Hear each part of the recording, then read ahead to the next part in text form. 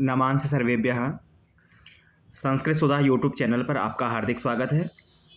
प्रिय छात्रों, आपके सम्मुख प्रस्तुत है कक्षा 8 के लिए 15वां पाठ लालन गीतम। आइए प्रश्न उत्तर करते हैं। इसमें पहला प्रश्न है, गीतम सस्वरम गायत, है ना। इस गीत को, जो लालन गीतम एक सुंदर सा हमने गीत पढ़ा था, उसको एक बार आपने स्वर के सहित गाना है। तो आइए प्रश्न संख्या 2 को देखते हैं। एक पदेन उत्तरत, यानी एक शब्द में उत्तर देना है। का विहसति, तो उत्तर हो जाएगा धरणी। किम विकसति कमलम, व्याघ्रः कुत्र गर्जति विपिने, हरिणः किम खादति नवघासम, मंदम कह गच्छति उष्ट्रः। तो एक पद वाले उत्तर हो गए। प्रश्न संख्या 3 में देखिए, रेखांकित पदानि आधृत्य प्रश्न निर्माणम कुरुत, यानी जो रेखांकित पद हैं, रेखांकित जिनके नीचे अंडरलाइन है, जैसे नौका, पुष्पेशु, उष्ट्रः, धावन समये, सूर्य, इनके स्थान पर प्रश्नवाचक शब्दों का प्रयोग करके हमें प्रश्नवाचक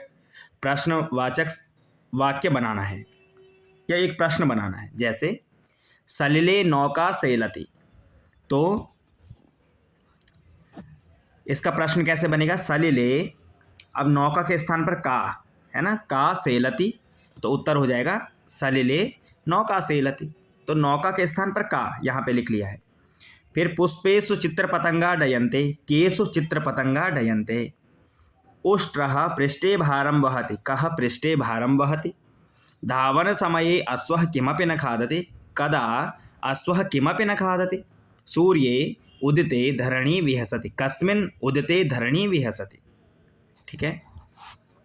अब आइए प्रश्न संख्या 4 पर। मंजूषातः समानार्थक पदानि चित्वा लिखत।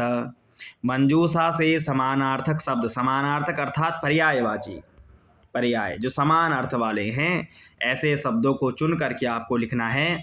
जैसे यहाँ पर मंजूषा में उत्तर दिए हैं, पृथ्वी, देवालये, जले, वने, मृगः भयंकरम, है ना। तो धरणी का पर्यायवाची क्या होगा? पृथ्वी, करालम भयंकरम, सलिले जले, विपिने वने, हरिणः मृगः, मंदिरे देवालय, ये इनके पर्यायवाची अर्थात समानार्थक शब्द हो गए।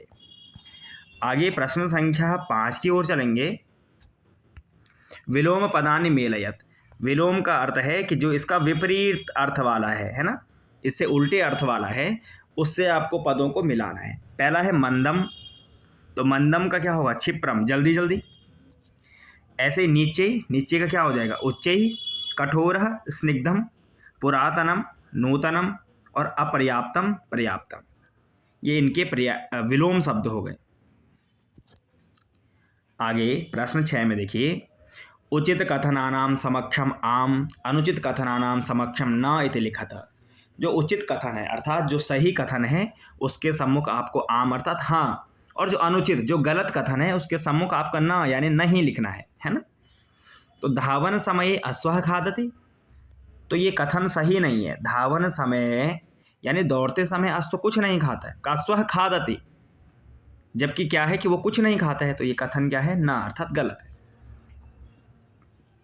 उष्ट्रः पिष्टे भारम न वहति, तो कथन भी क्या है? गलत है, दोनों में ना। सिंह निश्चयी क्रोशति, ये भी कथन गलत है। पुष्पेषु चित्र पतंगाः डयन्ते, आम, कथन सही है। पुष्पों पर क्या? तितलियां मंडरा रही हैं। वने व्याघ्रः गर्जति, आम।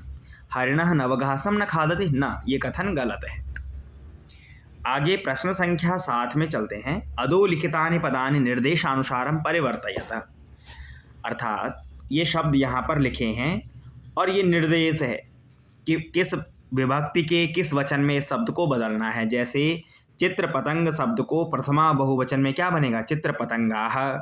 ऐसे भल्लुकः को तृतीया एक वचन में भल्लुक, क्षम्यताम, यहाँ पर बनेगा भल्लुकेन, तृतीया एक वचन है, तो यहाँ पर हो जाएगा भल्लुकेन। कौ पे एक ही मात्रा, न, भल्लुकेन। आगे देखिए, उष्ट्रः पंचमी द्विवचने उष्ट्राभ्याम, ठीक है। हरिणः सप्तमी बहुवचने, हरिण, यहाँ पे भी गलत हो गया है ये, मैं बताता हूँ, हरिणेषु, सप्तमी बहुवचन में बन जाएगा हरिणेषु, ठीक है। और व्याघ्रः द्वितीया एक वचन में व्याघ्रम, घोटकराजः संबोधन के एक वचन में घोटकराज, ठीक है। यहाँ पर भल्लुकेन रहेगा तृतीया में, यहाँ पे गलती नहीं करेंगे। आगे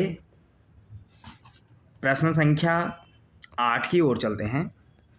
चित्रम दृष्ट्वा मंजूषातः पदानि च प्रयुज्य वाक्यानि रचयत।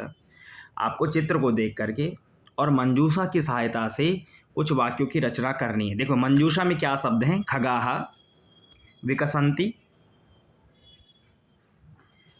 कमलानि उदेति, क्रीडन्ति, डयन्ते, सूर्यः, चित्रपतंगः, कूजन्ति, बालाः। खगाः अर्थात पक्षी, विकसन्ति खिल रहे हैं, कमलानि अर्थात कमल, उदेति यानी उदय होता है, क्रीडन्ति खेलते हैं, डयन्ते मंडरा रहे हैं, सूर्यः सूर्य, चित्रपतंगा तितलियाँ, कूजन्ति कूजन करते हैं, बाला यानी बालक। अब इनके सहायता से वाक्य निर्माण करना है। पहला देखिए, सूर्यः उदेति, सूर्य क्या हो रहा है, उदय हो रहा है। दूसरा, पुष्पेषु चित्रपतंगाः डयन्ते, पुष्पों पर तितलियाँ क्या है, मंडरा रही हैं।